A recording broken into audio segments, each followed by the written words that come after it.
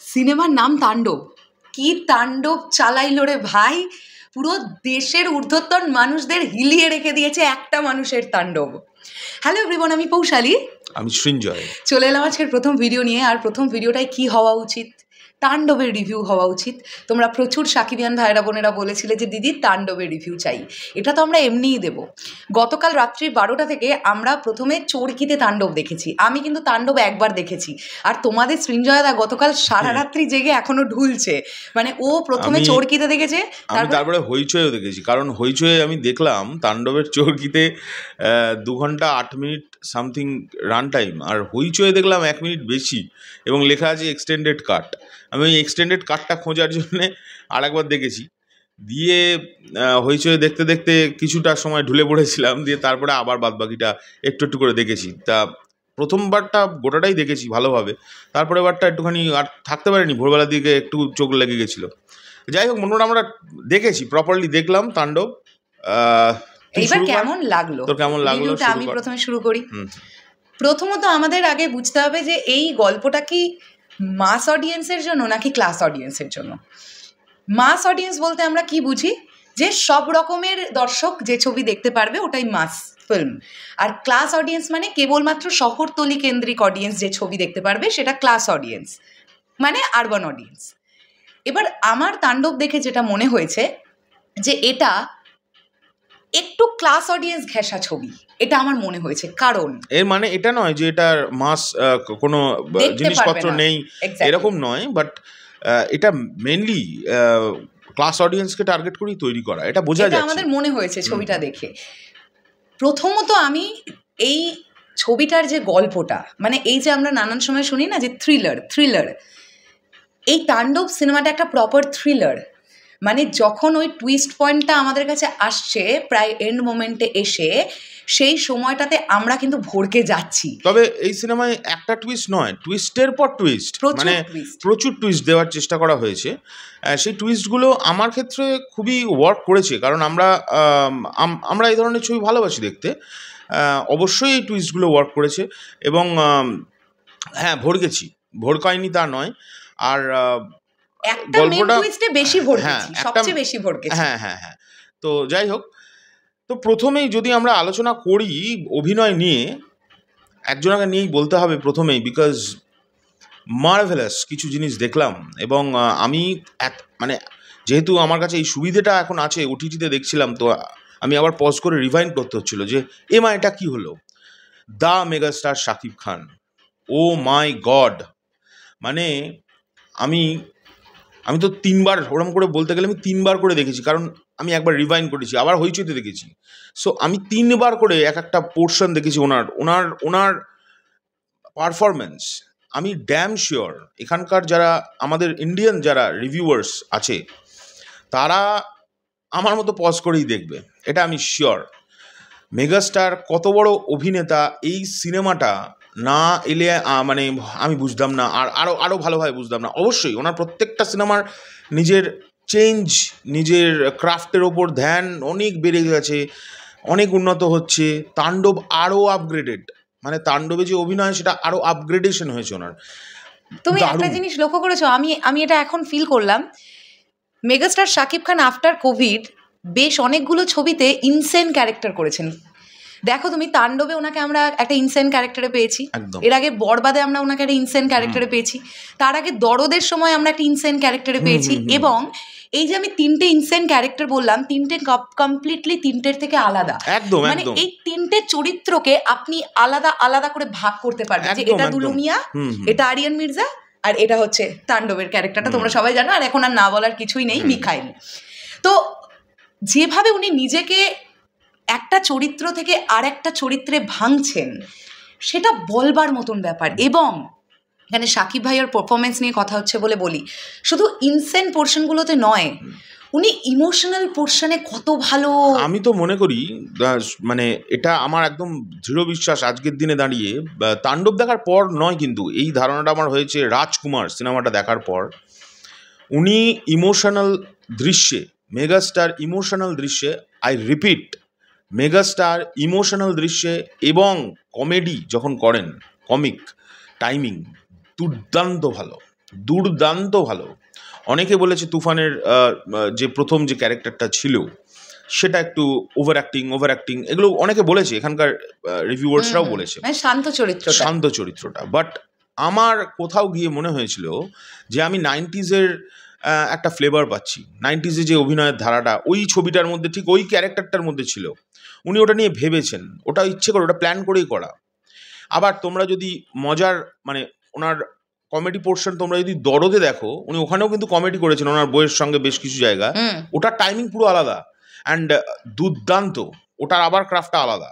উনি প্রতিটা ক্যারেক্টার এইরকমভাবে যে ভাবছেন, মানে এটা না আমি কালকে স্যালুট জানিয়েছি। আমার সত্যি শাকিব ভাইয়ার সঙ্গে পরবর্তী সময় যখন দেখা হবে, ভাইয়ার সঙ্গে যদি কথা বলবার সুযোগ হয়, আমি জিজ্ঞাসা করবো যে ম্যাজিকটা কি। সত্যি মানে একটা ক্যারেক্টার আপনি জানতে পারেন, তারপরে নিজেকে প্রিপেয়ার করেন কিভাবে, যে চরিত্রটা আগের ছবির থেকে একদম আলাদা, একদম মানে কিভাবে।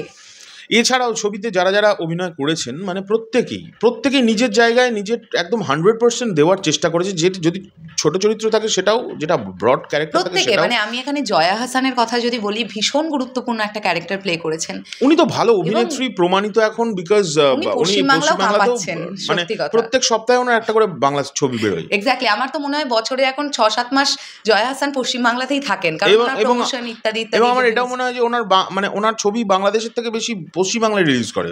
সত্যিই তাই, মানে পশ্চিমবাংলা অডিয়েন্স খুব পছন্দ করেন ওনাকে। আচ্ছা, এর পরবর্তীতে আরো যারা যে সকল ক্যারেক্টার করেছেন, আমি স্পেশালি একজনের কথা বলতে চাই, সিয়াম আহমেদ ভাই। ও মাই গড, একটা ইনসেন ক্যারেক্টার ছিল। ও মাই গড, আমি সত্যি কথা বলছি, এই রোজার ঈদে জঙ্গলি বেরিয়েছিল।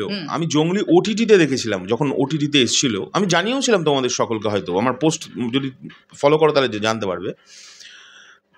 আমার ভালো লেগেছিল, বাট আমার এরকম মনে হয়নি আহামরি কিছু আমি দেখে ফেললাম, এটা আমার মনে হয়নি। বাট ভালো ছিল, গল্পটাও ভালো ছিল, অ্যান্ড উনিও খুব ভালো অভিনয় করেছেন। কিন্তু এই ছবিতে কিছু দৃশ্য আছে, যে দৃশ্যগুলো এতটা মানে ইনসেন লেভেলের একটা অভিনয়, এবং এতটা আমার তো মনে হয়েছে বরবাদ, আবারও বরবাদের নাম আসবে, বরবাদের যে ক্যারেক্টারটা মেগাস্টারের ছিল ওটারই একটা মানে একটা কি বলবো, ছোট চেঞ্জেবল ভার্সন, একটু চেঞ্জেবল ভার্সন, বাট ওটার ইনসেন লেভেলটা আবার আরেকটু হাই গ্রেডের। মানে ওই জঙ্গলিতে আমরা যেটা দেখেছি, যে দাড়ি চুল নিয়ে একটা পাগলাটে ছেলে, কিন্তু এটা ঠিক পাগলাটে না, সাইকো ক্যারেক্টার, এবং সেটা উনি যেভাবে পোর্ট্রে করেছেন বস।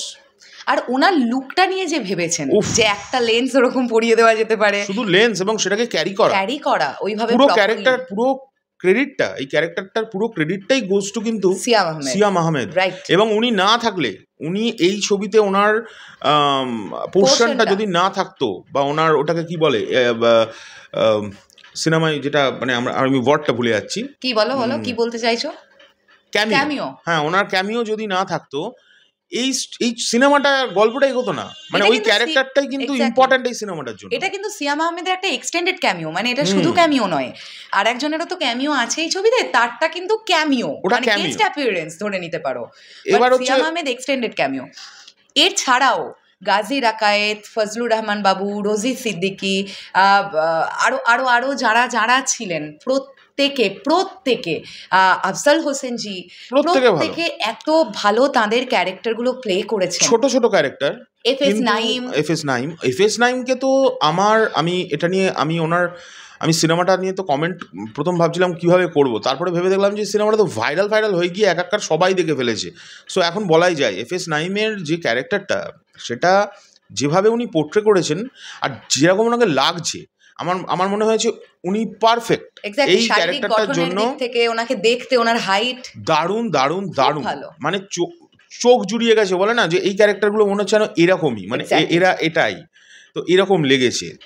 এইবার আসি যেটা সবচেয়ে সমালোচিত একটি ক্যামিও, সেটা হচ্ছে আফরান নিশো। আমি দেখলাম এটা নিয়ে একটা নেগেটিভ সাইড আমার কাছে আছে পয়েন্ট, সেটা আমি নেগেটিভ দিক যখন বলবো এই সিনেমাটার ক্ষেত্রে তখন আমি আলোচনা করবো। বাট এটা সবশেষে এটাও বলে রাখি, তিনিও খুব বড় একজন অভিনেতা, এটা নিয়ে কোনো ডাউট নেই। আমরা তার অভিনয় সংক্রান্ত বিষয় নিয়ে কোনো মন্তব্য করার কোনোদিনও কোনো যোগ্যতা রাখি না, বা মানে ওই রকমভাবে। বাট আমার তার অভিনয় শিল্পী হিসেবে খুব ভালো লেগেছে। আর নেগেটিভ আমার যা লেগেছে সেটা আমি নেগেটিভ পয়েন্টে বলছি। ওকে, এছাড়া নায়িকার কথা সাবিলা নূরকে না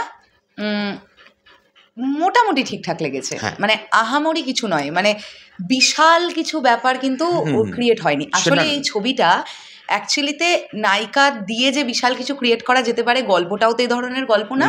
তো সাবিলা নূর চেষ্টা করেছেন, ওনাকে মোটামুটি লেগেছে, আমার সো লেগেছে। ওকে, এর পরবর্তী আমরা যে বিষয়টা নিয়ে কথা বলবো সেটা হচ্ছে খুব ইম্পর্টেন্ট, ব্যাকগ্রাউন্ড স্কোর। এই ছবিতে আরাফাত মহসিন ব্যাকগ্রাউন্ড স্কোর করেছেন, কি ভালো কাজ করেছেন। ওনার উপর এক্সপেকটেশন আরো ডেইলি বেড়ে যাচ্ছে। উনি যে আগামী ছবিতে মেগাস্টারের কাজ করবেন সেটা গতকাল প্রমাণিত হয়েছে, ঘোষণা হয়েছে। অ্যান্ড আমার এক্সপেকটেশন যেন আরো ডাবল এর থেকে বেড়ে গেছে। আমি বাড়িতে বিশাল বড় বড় হোম থিয়েটারে কালকে সিনেমাটা দেখছিলাম, তো যা ব্যাকগ্রাউন্ড মিউজিক হয়েছে, যা ব্যাকগ্রাউন্ড স্কোর হয়েছে, স্পেশালি সিনেমার শুরুতে যে খবর দে গানটা আছে, সেই গানটা শুরুবাতটা যেভাবে হয়, কেউ ধরতেই পারবে না ওখানে একটা গান শুরু হবে, কেউ ধরতেই পারবে না। মানে বাস চলছে, তার একটা আওয়াজ, টিনে ঠক করে মারছে, তার একটা আওয়াজ, ওখান থেকে আস্তে আস্তে বিটটাকে তুলে দারুণ ম্যাজিক্যাল ব্যাপার ঘটেছে। এছাড়াও নানান মোমেন্টে যে ব্যাকগ্রাউন্ড দেওয়া, প্রত্যেকটা দারুণ খুব ভালো হয়েছে, গানগুলো বেশ ভালো। তবে সবচাইতে ভালো লেগেছে খবর দে গানটা আমার কাছে। তোমার কাছে? হ্যাঁ, খবর দেটাই সবচেয়ে ভালো লেগেছে না? আচ্ছা, এর পরবর্তীতে হচ্ছে আমরা ডিরেকশন নিয়ে কথা বলি। রাইহান রাফি কি রাইহান রাফির ছাপটা রেখে যেতে পারলেন তাণ্ডবে? উত্তরটা আমাদের তরফ থেকে হবে হ্যাঁ, উনি ওনার ছাপ রেখেছেন। কারণ রাইহান রাফি মানে আমরা জানি যে ওনার একটা গল্প বলার একটা প্যাটার্ন আছে, উনি এক ধরন করে গল্পটা বলেন, উনি সেই দিক থেকে সাকসেসফুল। রায়ান রাফিকে যতটা আমরা ফলো করে দেখেছি সেটা হচ্ছে উনি ন্যারেটিভ পোরশনে খুব বিশ্বাসী। ওনার প্রতিটা ছবিকে তোমরা যদি মন দিয়ে দেখো তাহলে দেখবে প্রেজেন্ট থেকে পাস্টে যায়, উনি কাউকে না কাউকে দিয়ে গল্পটা বলায় আমাদেরকে। ওনার এই হ্যাঁ, এবার আরেকটা বিষয় আছে, সেটা হচ্ছে এই ধরনের ছবি, এই ধরনের মানে এক্সপ্লেনেশন দিয়ে একটা ছবিকে এগোনো, এই প্যাটার্নটা কিন্তু এবার রাইহান রাফি ভাইয়ের সেম হয়ে যাচ্ছে, মনোটোনাস হচ্ছে। এবার ব্যাপারটা কিন্তু একটু মনোটোনাস দিকে যাচ্ছে। এই প্যাটার্নটা কিন্তু এবার চেঞ্জ করতে হবে, আশা রাখছি। উনি খুব ভালো ডিরেক্টর, এটা নিয়ে কোনো ডাউট নেই। এবং তাণ্ডবের মেকিং নিয়েও কোনো কথা হবে না, কোনো কথা হবে না। তাহসিন রহমান দারুণ, ভীষণ ভালো সিনেমাটোগ্রাফি, কোনো দিক দিয়ে আমার মনেই হয়নি এটা বাংলাদেশের ছবি। এক্স্যাক্টলি, মানে এত ভালোভাবে শুট করা, মানে স্পেশালি আমি বলতে চাইবো টেলিভিশন চ্যানেলটা, মানে যেখানে মেইন গল্পটা হচ্ছে আর কি, তো ওটা না খুব সুন্দরভাবে করা হয়েছে, মেকিং খুব ভালো হয়েছে ছবিটার। এবং একটা সবসময় রিস্ক থাকে যখন চেম্বার ড্রামা তৈরি হয়, এগুলো একটা চেম্বার ড্রামা বলে আমি যতদূর জানি। তো এই ধরনের চেম্বার ড্রামায় না পাবলিককে অ্যাট্রাক্ট করে রাখাটা খুব কঠিন। তো সেই জায়গা থেকে আমরা তো দেখলাম বাংলাদেশে এই ছবিটি ব্যবসা করেছে, অবশ্যই ব্যবসা সফল, 10 কোটি টাকার উপরে মাল্টিপ্লেক্স কালেকশন করেছে, কিন্তু বেশ কিছু আমার মনে হয়েছে বাংলাদেশের অডিয়েন্সের তরফ থেকে যদি আমি এটাকে ভাবি, তাহলে বেশ কিছু নেগেটিভ দিক তো লেগেছে বলেই ছবিটা আরো ভালো ব্যবসাটা হয়নি। এবং কিছু অডিয়েন্সের জন্য না একটু ওভার দ্য টপ হয়ে গেছে। এক্স্যাক্টলি, হ্যাঁ, কিছু অডিয়েন্সের জন্য এই ছবিটা ওভার দ্য টপ হয়ে গেছে, মানে পারফেক্ট টাইমিং এই ছবিটা রিলিজ করেনি ফার্স্ট টাইম। দ্বিতীয় কথা হচ্ছে ঠিক আছে, প্রথমবার হয়েছে, এর আগে কখনো বাংলাদেশের চেম্বার ড্রামা তো আমি হস্টেজ ফিল্ম দেখিনি, ফার্স্ট টাইম সিনেমাই দেখলাম। হ্যাঁ, নাটক হয়েছে, শুনলাম নাটক হয়েছে বহু বছর আগে। কথা আমি দেখলাম নাটক হয়েছে বলছে বলে অনেকেই কমেন্টটা করছেন যে তাণ্ডব একটা নাটক। ইটস নট আ নাটক, না ইটস নট আ নাটক, এটা নাটক নয়, এটা অবশ্যই একটা ফিল্ম। এটা ফিল্ম, এটা দেখলাম, আমরা দেখে কমেন্টটা করছি এবার। একদম, মানে নাটকের অভিনেতা অভিনেত্রী আছেন বলেই যে সেটা নাটক হয়ে যাবে ব্যাপারটা এরকম নয়, নাটক বলাটা উচিত নয়, একদমই। তাণ্ডব is a film. Colour grading এত, যেহেতু একটা ডার্ক শেডের গল্প, এটা পুরো ডার্ক টোনের মধ্যে কালারটাকে রাখা হয়েছে, কখনো ব্লুইশ টোন, কখনো গ্রিনিশ টোন, মানে এই যে ব্যাপারটাকে। তবে স্পেশালি তুই যদি ফলো করিস স্পেশালি, তাহলে দেখবি মেগাস্টারের দিকটাই, স্পেশালি যখন মেগাস্টারের পার্টগুলো দেখাচ্ছে, ওই সময় ডার্কনেসটা একটুখানি ব্রাউনিশ ডার্ক, একটা ইয়েলোইশ টোন, একটা ব্রাউনিশ দেওয়া হয়েছে। হ্যাঁ, ইয়েলো দিয়ে একটা ব্রাউন করার চেষ্টা করা হয়েছে, ওটা দারুণ লেগেছে, ওটা খুব ভালো। তো এবার আমরা আর গানগুলো নিয়ে কথা হবে। হ্যাঁ, সব গান নিয়ে কথা বলছি। স্ক্রিন প্লে ভালো হয়েছে, ডায়ালগস ভালো হয়েছে, গল্পটা, আমি নেগেটিভ জায়গায় দুটো জিনিস বলবো, গল্পটা আমার কাছে থ্রু আউট এনগেজিং লেগেছে 70%। দু একটা জায়গাতে আমি একটু ছোট ছোট করে বোর ফিল করেছি, যেগুলো হচ্ছে স্ক্রিন প্লের সমস্যা, এটা আমার মনে হয়েছে। হ্যাঁ, কিন্তু তা বাদে কিন্তু তাণ্ডব ইজ আ গুড ফিল্ম, মানে কোনো ডাউট নেই এটা নিয়ে। এবার বাকি গানগুলো সবগুলোই ভালো লেগেছে আমার। লিচুরো বাগানে গানটা যেভাবে আসছে ছবির মধ্যে, আচ্ছা আমরা না নেগেটিভ যা লেগেছে পজিটিভ যা লেগেছে একসঙ্গে বলছি, নাহলে না ওই হাফ করে ভুলে যাবো। তুমি আগে আফরান নিশোটা বলে ফেলো তোমার নেগেটিভ ওটা আমার যেটা মনে হয়েছে, মানে আমি সিনেমাটা তো বললাম বেশ কবার দেখলাম, মানে কিছু জায়গা বারবার করে কেটে কুটে দেখলাম। আমার এই জায়গাটাই মনে হয়েছে যে ওনাকে এই ছবিতে যেভাবে নেওয়া হয়েছে, মানে যেভাবে ওনাকে প্রেজেন্ট করা হয়েছে, এটা জোর করে হয়েছে, এটা দরকার ছিল না, এটা আমার পার্সোনাল মত। বিকজ এবং ওটা যে দুম করে একটা প্ল্যান করে বসানো ওনার শটটা, সেটা কি করে বুঝবে তোমরা? আমি মুখে বলে দিলেই তো হলো না। তোমরা সিনেমাটা আবারও এখন আর একবার ওটিটিতে গিয়ে দেখো, এবং ঠিক ওনার পার্টটা আসার আগে দেখবে একটা সিন আছে যেখানে জয়া আহসান বলছেন যে আমি এই ঘটনার শেষ মোমেন্ট পর্যন্ত দেখবো বলে একটা কাগজেরা মোড়াচ্ছে দিয়ে ছুঁড়ে ফেললো, এবং মেগাস্টারের যে আসল ক্যারেক্টার সেটা রিভিল হলো ওই সময়ে। এবং সেই সময় একটা শট আছে, একটা লং শট পেছন থেকে, যে উনি ওই যে লাস্টে যে ড্রেসটা সেটা পরে দূর থেকে আবঝা দেখাচ্ছে, উনি একটা ক্রুজের উপরে হাঁটছে, হাতে একটা ওয়াইন গ্লাস, এবং তারপরের শটটা হচ্ছে তলা থেকে ওনার হাতে ওয়াইন গ্লাস এবং বেশ কিছু আংটি। তারপরে দেখবে অন্ধকার হয়ে গেল স্ক্রিনটা 2 সেকেন্ডের জন্য, টাপ দিয়ে ডুম করে অন হলো, তখন একটা গাড়ি ঢুকছে। তো এই শটটা আনপ্ল্যান্ড একটা সিনেমার মধ্যে জোর করে ঢোকানো, এটা বোঝা গেছে। আমার কখনোই মনে হয়নি এটা প্ল্যান দরকার ছিল, কারণ সিয়াম আহমেদের ক্যারেক্টারটা দরকার ছিল। সিয়াম আহমেদের ক্যারেক্টারটা না হলেই ছবিটাই হতো না, মানে ছবিটার গল্পটাই সেট আপ হতো না। কিন্তু আফরান নিশোর ক্যারেক্টারটা দরকার ছিল মনে হচ্ছে না, আমার তো মনে হয়নি। জয়া হাসানের, বাট আমি এটা বলছি না যে তিনি খারাপ করেছেন, আবারও রিপিট করছি, তিনি তার পার্টটা ভালো করেছেন, তিনি একজন ভালো অভিনেতা, কিন্তু তার পার্টটা এই ছবিতে দরকারই ছিল না। এক্স্যাক্টলি, কারণ মেগাস্টার তারপরেই ওই শটটার পরেই যখন মিডল ফিঙ্গারটা তুলছেন, ওটা যদি তোমরা পরে ডাউনলোড করে কেটে নিয়ে, মানে ওইটুকুনি পার্টকে কেটে নিয়ে ওই জয়া হাসানের পার্টের পর বসাও, দেখবো ওটা জয়া হাসানের দিকে বা গভর্নমেন্টের দিকে তাকিয়ে আঙুলটা তুলছে, আঙুলটা কিন্তু ওনাকে তোলেনি, আফরান নিশোকে তোলেনি। আচ্ছা, আমরা একটা ইম্পর্টেন্ট বিষয় নিয়ে আলোচনা করতে ভুলে গেছি, সেটা হচ্ছে action. Action, O my god, specially জেলের মধ্যে যে সিকোয়েন্সটা আছে, ওয়ান টাইম জেলের মধ্যে আছে, তারপরে যখন প্রথমবারের জন্য ওই পুলিশ অফিসাররা ঢুকছে, দারুণ দারুণ দারুণ অ্যাকশন হয়েছে, দারুণ। মানে রাইহান রাফি মানে আমরা জানি ওয়ান টেক শট, এই ছবিতেও আছে বেশ কিছু ওয়ান টেক শট। এটা আবার আমি দেখলাম প্রথমবার, এটা ভালো লাগলো যে বড় বড় ওয়ান টেক শট নেই, ছোট ছোট ওয়ান টেক শট, কিন্তু বেশ টাফ ওয়ান টেক শট আছে, হ্যাঁ, যেটা খুব ভালো লেগেছে। মানে অ্যাকশন কিন্তু খুব ভালো হয়েছে। আর শাকিব ভাইয়া কি ফিট রে ভাই, কিরকম অ্যাকশন গুলো করেছেন। আমি স্পেশালি আবার রিপিট করছি, জেলের মধ্যেকার অ্যাকশন সিকোয়েন্স দারুণ দারুণ, ওফ ভাই, আলাদা ব্যাপার, আলাদাই ব্যাপার। এইবারে নেগেটিভ দিক তুমি আর কি বলবে বলো? এই আমার এগুলোই ছিল মাথার মধ্যে। আমি এছাড়া ওকে মেগাস্টারের মুখ দিয়ে কিছু ডায়লগ আছে, যেমন মুরুব্বি মুরুব্বি, এই ডায়লগটা আমার একটা জায়গায় গিয়ে না মনে হয়েছে যেন অতিরিক্ত দরকার নেই। মুরুব্বি দরকার ছিল, এতবার দরকার ছিল। মানে এটা খুব প্ল্যানফুলি করা, যেহেতু কদিন আগে মুরুব্বি মুরুব্বি হু ওটা ভাইরাল হলো বাংলাদেশে, তো সেই জন্য এটা প্ল্যানফুলি করা, ওনাকে দিয়ে এতবার মুরুব্বি হু বলানো, ওগুলো দরকার ছিল। এটা এতবার দরকার ছিল না, একবার হলো কি প্রথমবার ভালো লেগেছে আমার, ওই জায়গাটাও ভালো লেগেছে, দ্বিতীয়বারটাও ভালো লেগেছে, যে যখন বলছে আমার হার্টের ওষুধ খেতে হবে প্লিজ, তখন উনি বলছেন যে মুরব্বি বসো, এগুলো সব ঠিক আছে। কিন্তু বেশ কিছু জায়গা অতিরিক্ত বারবার করে উনি ওটাকে রিপিট করছে, মুরব্বি করাটা না ভালো লাগে, অতিরিক্ত লেগেছে।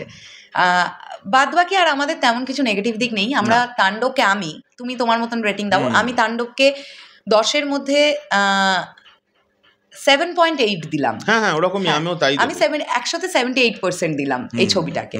আর এই 78%-এর মধ্যে 55% আমি মেগাস্টার শাকিব খানের পারফরম্যান্সের জন্য দিলাম। এটা নিয়ে কোনো ডাউট নেই, পুরো ছবিটাই ওনার যা পারফরম্যান্স, মানে দেখবার, বারবার বলছি তো, কিছু জায়গা এমন আছে যেখানে আমি আবার রিপিট করে দেখেছি যে কি করলেন। হ্যাঁ, হি নেইলড ইট, মানে এটা নিয়ে জাস্ট কোনো ডাউটই নেই। মানে যারা মেগাস্টারের ফ্যান, যারা মেগাস্টারের অভিনয়ের ফ্যান, তারা তাণ্ডব দেখে প্রশংসা করতে বাধ্য হবে ওনার পারফরম্যান্সের জন্য, এটা কোথাও গিয়ে আমার মনে হয়। তো তাণ্ডব ওয়ান টাইম ওয়াচের জন্য বেশ ভালো একটা সিনেমা। আমি বলবো না এটা বারবার দেখার মতন একটা ছবি, যদি হ্যাঁ না, আমি কিন্তু বারবার ইন্টারেস্ট পেয়েছি এই কারণে আমি ওই যে বললাম মেগাস্টারের পারফরম্যান্স আর হচ্ছে ওই সিয়াম আহমেদের অভিনয়, এই দুটো ক্যারেক্টার মানে এতটা ফ্লারিশ করেছে এই ছবিতে যে হ্যাঁ, আমি তো বারবার আমরা আরেকজনের নাম বলিনি, আমাদের মেহেদী হাসান পিয়াল দাদা। হ্যাঁ, আমরা খুব সারপ্রাইজড হয়েছি দাদাকে দেখে, আমরা সাদ্দামের ক্যারেক্টারটা দেখে আমরা খুব সারপ্রাইজ হয়েছি, এবং আমরা খুব হ্যাপি হয়েছি কি মেগাস্টারের সঙ্গে একাধিকবার ওনার স্ক্রিন শেয়ার এবং খুব বড় একটা আকৃতি, ভালো ক্যারেক্টারটা উনি প্লে করেছেন। আরেকটা দৃশ্য বলতে হবে, সেটা হচ্ছে ওনার বাবা তো না চাচা, হ্যাঁ কাকু ছিল, তো তার সঙ্গে একটা কনভারসেশন আছে যখন উনি ওনার একটা অন্য লাইফ দেখাচ্ছে বেকার, তো সেই জায়গাটাও কিন্তু ওনার যে পারফরমেন্স প্রত্যেকটা দেখবার মতো, মানে উনি নিজেকে ট্রান্সফর্ম করে এই সিনেমাটার মধ্যে ওনার চার ধরনের ক্যারেক্টারের ট্রান্সফরমেশন আছে, 4 ধরনের, কতগুলো শেড, প্রচুর শেড। আমি আগে থেকে জানতে পেরেছিলাম ছবিটার শুট চলাকালীন, আমি এই খবরটা আমার কাছে এসেছিল যে শাকিব ভাইয়ার ক্যারেক্টারটার অনেকগুলো শেড থাকবে। আমি ওই জন্য আরো অনেক বেশি এক্সাইটেড ছিলাম এই ছবিটা দেখার জন্য। তো এই সবকটা শেড না আলাদা করে ধরতে পেরেছি ভাই। আর যে ছেলেটা ছোট্ট একটা ক্যারেক্টার করেছে, স্বাধীন চরিত্রটা যে করেছে, ছোট্ট ক্যারেক্টার, দারুণ, খুব প্রমিসিং। আরেকটা খারাপ লাগার জায়গা আছে বলি, জাহিদ ইসলাম আমাদের খুব কাছের এক দাদা, আমি দেখলাম যে উনি কিন্তু একটা ছোট্ট মানে 2 সেকেন্ডের জন্য ওনাকে দেখা গেছে, তো উনি ডগ স্কোয়াডে ছিলেন আমি দেখলাম যেটা। তো ডগ স্কোয়াড তো এই ধরনের মিশনে dog squad is very important. তো ডগ স্কোয়াডটার পোর্শনটা ওইটুকুনি কেন, মানে শুধু কুকুর নিয়ে দৌড়চ্ছেন, ঘুরে গেলেন, ব্যাস 2 সেকেন্ডের পরে আউট। না, আমি সবচেয়ে যেটা অবাক হয়েছি ওটাই সিনটা কিন্তু আছে, মানে সিন কিন্তু আছে, যেভাবে ক্যামেরা স্ক্রিপশন ওটাই করা হয়েছে, ওটাই ক্যামেরাই হচ্ছে একটা সাবজেক্ট হিসেবে দৌড়দৌড়ি করছিল, কিন্তু এদিকে ওনাকে দিয়ে শুট করানো হয়েছে মানে একদিন নানান জায়গায়।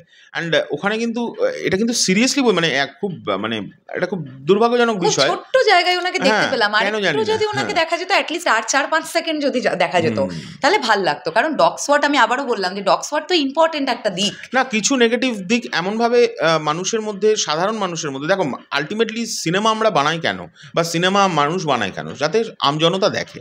এখন আমজনতার মধ্যে যে জিনিসের মানে প্রবলেম আছে, সেই জিনিসগুলোকে জোর করে ইমপ্লিমেন্ট করলে কি হয়, তার রেজাল্ট তাণ্ডব। ঠিক আছে, একটা ভালো ছবি সেটাও কিন্তু চললো না ওরম ভাবে, আমি বলছি না কিন্তু চললো না, মানে চললো না, মেগাস্টার কেন্দ্রিক চললো না, মানে মেগাস্টার মানে আমরা সবসময় কি জানি 78 crore 80 crore 100 crore ভেঙে দেবে। ইনফ্যাক্ট বিভিন্ন ইন্টারভিউতে তো আমরা এটা জানতে পারছিলাম, রাইহান রাফি নিজেই বলছিলেন যে তাণ্ডবের থেকেও বড় কিছু আমরা করব। তো হতে পারে তাণ্ডবের থেকে ছবিটা ভালো হয়েছে, বাট অডিয়েন্স নিল কি? সব অডিয়েন্স নিল কি? এক্স্যাক্টলি। তাণ্ডবের থেকেও ভালো কিছু হতে গেলে তাণ্ডবের থেকেও বেশি অডিয়েন্সকে নিতে হতো ছবিটা, সেটা হলে গিয়ে কিন্তু দর্শক, স্পেশালি সিঙ্গেল স্ক্রিনের অডিয়েন্স কিন্তু নিতে পারেনি। তো সেটার একটা বড় কারণ তোমরাও জানো, আমরাও জানি, রিপিটার নাই বা করি, বাট ইন ফিউচার যদি দর্শককে যদি কেউ একটু হালকাভাবে নিয়ে নেয় না, তার ফল কি এই তাণ্ডব থেকেও শিখতে পারবে। ইন ফিউচারে অনেক ডিরেক্টর তাণ্ডব দেখে শিখতে পারবে যে কি করা উচিত, কি করা উচিত না। আর একটা বড় দিক হচ্ছে প্রমোশন প্রচন্ড লুজ ছিল। হ্যাঁ, প্রমোশন খুব লুজ ছিল, বাজে। মানে আমরা তো তুফান দেখার পরে এই প্রযোজনা সংস্থাটার তরফ থেকে বা এসএফ চরকি আলফাই অনেক আশা নিয়ে বসেছিলাম যে ভাই দারুণ কিছু প্রমোশন পাবো। আরও একটা জিনিস, সেটা হচ্ছে যেটা খুবই দুর্ভাগ্যজনক বিষয় একটা ছবির জন্য, সেটা পাইরেসি। একদম এইচডিতে এই ছবিটা যেভাবে পাইরেসি হয়েছে সেটা উচিত হয়নি, এটাও ঠিক। আর অনেকেই না এই কথাটা বলেন, বরবাদের সময়তেও বলেছেন, তাণ্ডবের সময়তেও বলছেন যে প্রযোজক নিজেরাই নাকি পাইরেসি করিয়ে দিয়েছে। এগুলো কন্ট্রোভার্সিয়াল কথাবার্তা, আমাদের এসবে ঢোকা উচিত চাই না। তবে আমি অ্যাজ অ্যান অডিয়েন্স বলি, বা আমি একজন সিনেমা প্রেমী মানুষ হিসেবে, আমি যদি নিজেকে প্রডিউসারের আসনটাতে বসাই, তাহলে আমার মনে হয় আমার সন্তানকে আমি কখনোই গলা টিপে হত্যা করবো না। সেসব তো আলাদা প্রসঙ্গ, কিন্তু তাণ্ডব একটি ভালো ছবি, আমি কখনোই খারাপ বলতে পারবো না। যদি আপনারা তুলনায় আসেন, বরবাদ ভালো না তাণ্ডব ভালো, তাহলে বরবাদ ভালো। কিন্তু আমি তুলনা করব না এই কারণেই, বরবাদ একটা অন্য জনরার ছবি, তাণ্ডব একটা অন্য জনরার ছবি। দুটো সিনেমারই মেকিং ভালো, আর দুটো সিনেমাতে যেটা কমন ফ্যাক্টর, মেগাস্টারের অনবদ্য পারফরমেন্স, ভাই দারুণ, ওটার উপরে আর কিছু লাগে না। তো ইন ফিউচার আমি ডিরেক্টরসদের, প্রডিউসার্সদের একটাই রিকোয়েস্ট করতে চাই, মেগাস্টারকে যখন যে ছবিতে নেবেন, মেগাস্টারকে প্রপারলি ইউটিলাইজ করুন।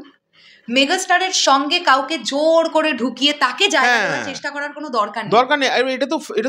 এটা তো মানে আমার মনে হয় খুব একটা ওয়ার্ক করলো না, জোর করে দর্শকের উপর চাপিয়ে দিয়ে কিছু হয় না। আর যদি সত্যি ওনার ক্যারেক্টারটা দরকার থাকতো এই ছবিতে, তাহলে হতো। অবশ্যই কাট টু কাট সিনে এরকম ঢুকিয়ে এটা দরকার ছিল। আমি প্রমাণ করে দিতে পারি যে এটা জোর করে ঢোকানো, এটা নিয়ে কোনো ডাউট নেই। মানে আমার তো তাই লাগছে যেভাবে এডিটটা করা, তাই লেগেছে। যাই হোক, চলো শেষ করলাম আমাদের। আবার আমরা 10 মিনিটের রিভিউ করতে বসে 27 মিনিট ধরে 27 মিনিট আমার এখন দেখাচ্ছে রিভিউ করেছি।